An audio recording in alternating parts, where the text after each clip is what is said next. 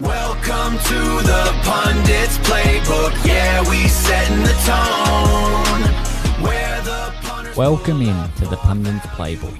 I'm your host, the Pundit. We cut through the noise to bring you the investor portfolio, tracking units, hunting value, and more importantly, staying 100% transparent. The strategy is locked. The record is live. Let's get to work. Welcome to the Pundit's Playbook. Welcome back to episode 6 of the Pundit's Playbook. Anzac round was an absolute war zone. It had more ups and downs than a bride's nighty. But when the dust settled, we walked away with another profitable week. That's 5 in a row now, giving us a 100% record with the pod in terms of profitable weeks. I hope you've all enjoyed the journey so far. It's been a fun experience sharing the grind with you lot. Looking ahead to today's show, we've got the usual weekly review and the overall record update. We'll be naming names on the shit list and looking for some redemptions. We've also got a massive slate for the week ahead. We're diving into the AFL, the NRL, and we're even hitting some EPL this week, so stay tuned for that. We've got the Undertaker's picks, and of course, the Stake to Stake challenge, which hit a bit of a wall on its first departure from the station, but fear not, we're looking to rectify that this weekend. So grab your pen and your black book. I'm the Pundit. Let's get into this week's episode. Oh my word, we'll have a look. Of course we'll have a look. We started the round beautifully on Thursday. Bailey Dale was clinical, racking up 31 disposals when we only needed him for 24. Friday night was where the script flipped. The Tigers and D's played out a high-scoring shootout that shredded our under 188.5 line, with the game finishing on 198 total points. Young Sam Laylor also found the big stage a bit tough. He finished on 16 disposals when we had him over 19.5. Saturday was much of the same energy in terms of not being able to catch a break. While we did well with our player reads, Parrish finished with 21 and we had him under 27.5. Petrarca we had over 24.5 and he finished on 28. And Drew finished with 21, just covering us for the 20 we needed on him. Were all great reads that cleared. Unfortunately, we missed out on Max Holmes, who finished on 25 when we had him over 28.5 in a struggling Cats team. We also had Geelong to cover the 28.5 line, but Port Adelaide showed serious grit and heart at home to put the Cats to the sword. Essendon was one of the worst reads of the week for me. We had them plus 19.5, and Collingwood just ran rampant on the Dons. But Sunday was where we turned the week around. We went 4-0 to close the round. The Saints absolutely demolished the Eagles by 101 points. Nas was out there taking the piss with 34 disposals when we needed him to cover a 28.5 line. The Panthers then showed why they're the benchmark in the NRL, dismantling the Knights 44-12, covering our minus 10.5 line, and North Melbourne showed massive heart in Canberra to cover their 16.5 line. We finished the week 8-5 with a plus 2.4 units of profit. After that shaky start, we'll take that every day of the week. Alright, let's combine that now and take a look at our overall records. Transparency is the only currency here. On our main investments, we currently sit at 30 wins and 16 losses for a 65% strike rate, returning a profit of plus 16.98 units and an ROI of 36.91%.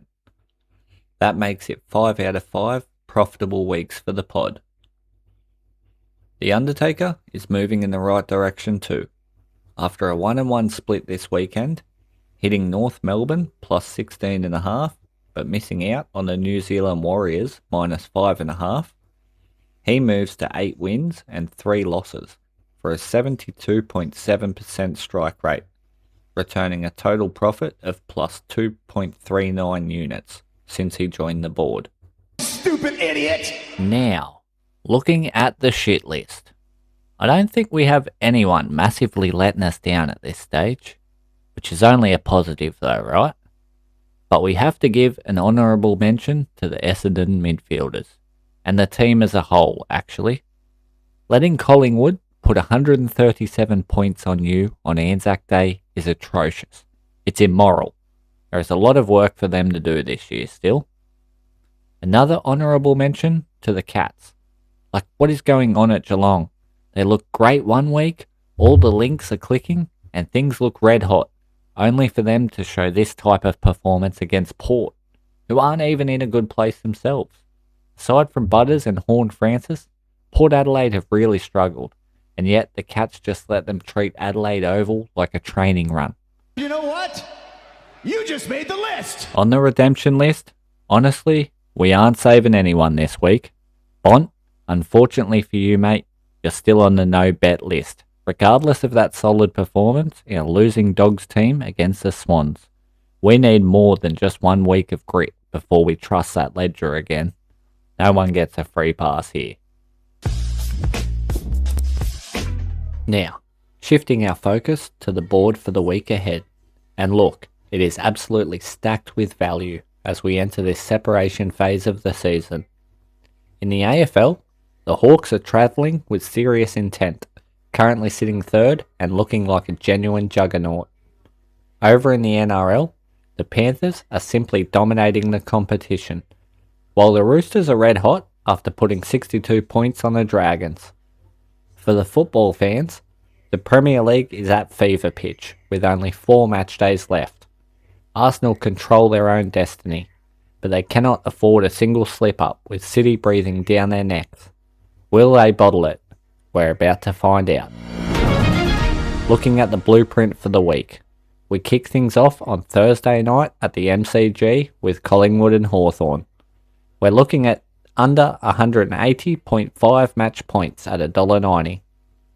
Thursday nights at the G bring that dewy surface, and with Hawthorn's defence playing clinical footy and the Pies still finding their front half rhythm, we're expecting a little bit of a grind here. For the players, Josh Dacos over 25.5 disposals at $1.87 is an absolute gift. He's averaging nearly 30 and simply lives on that wing. On the flip side, we're taking Carl Amon under 24.5 disposals at $1.85, as his role has shifted significantly this season and the volume just isn't there to hit those mid-20s. Moving into Friday night, it's all about the showdown. We're fading Ollie Wines under 25.5 disposals at $1.88. He's averaging 20.7 this year and simply isn't the high volume accumulator he used to be, so expect the showdown pressure to keep this one in the dirt. On Saturday, we've identified a massive tactical advantage with Luke Jackson over 22.5 disposals at $1.90. With Sean Darcy out, Jacko takes the keys to the ruck as the lone wolf. He's a midfielder in a 200cm body, and he's going to follow the pill all day. We're also looking at the NRL heavyweight clash between the Roosters and Broncos, and we're taking the under 52.5 match points at $1.90.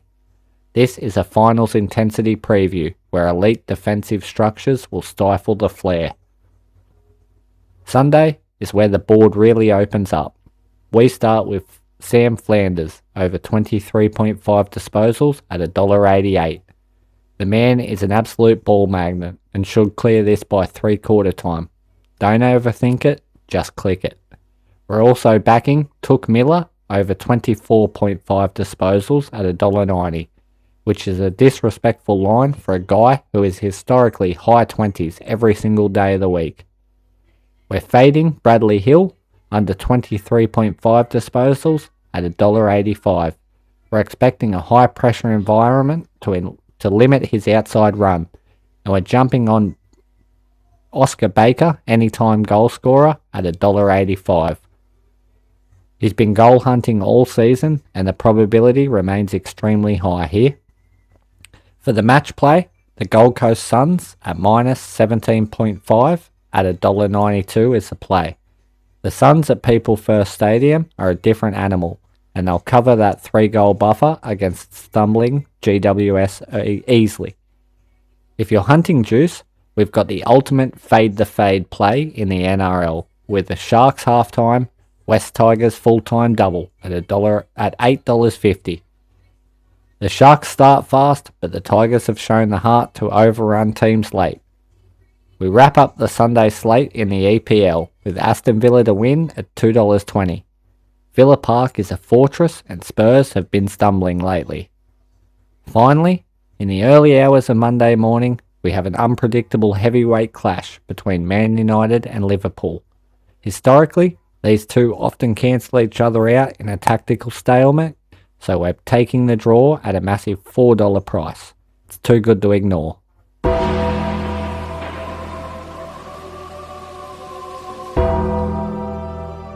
The Undertaker is back again this week, and for his NRL pick, he's going to be taking Melbourne Storm total points under 26.5 at $1.80 on Ladbrokes.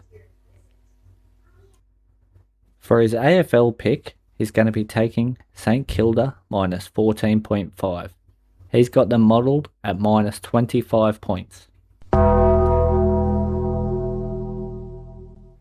An absolute embarrassing start to our Stake to Stake challenge. We can't hide from the facts. Originally, it was just going to be a straight Freo hit, but stupidly, I added in an absurd Don's line, thinking we could add a bit of juice without any worries. Little did I know we were going to get that performance, or lack of, out of the Dons. A terrible call, and one I'll hang my hat on and own. This week, we reset. We go back to basics. No getting greedy on the first jump. Leg 1 selection, we are looking for high probability anchors on Thursday night to get the ball moving. We bank the win, we roll the total return, and we start the climb to that 8 ball again. Check the Discord for the official slip once final teams are out. And that's the board for round 8. The ledger is sitting at an elite plus 16.98 units profit. Let's keep that streak alive and make it 6 out of 6. Jump into the Discord and join the other mug punters. The link is in the description below. If you've got a heartbreak or a lock for the shit list, text the line 0411 301 665. I'm the Pundit, broadcasting from the Greenhouse HQ. Keep it real, keep your ledger green, and I'll see you boys in the winner's circle. Peace. Where the punters pull up for value, yeah, you already know. We got that plan and them units. 1 for the grind, 2 units when we send it. Turbo. We're still about fun and we always gonna stake it. Same game, multis and the shit list for the sake of it.